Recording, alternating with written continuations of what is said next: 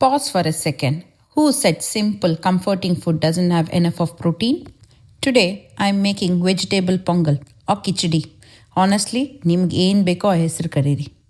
Because comfort ಫುಡ್ಗೆ brand name ಬೇಕಿಲ್ಲ ಅಲ್ವಾ? It just needs to hit the soul. ಏನಂತೀರಾ? But here is the twist. This is not just the regular pongal.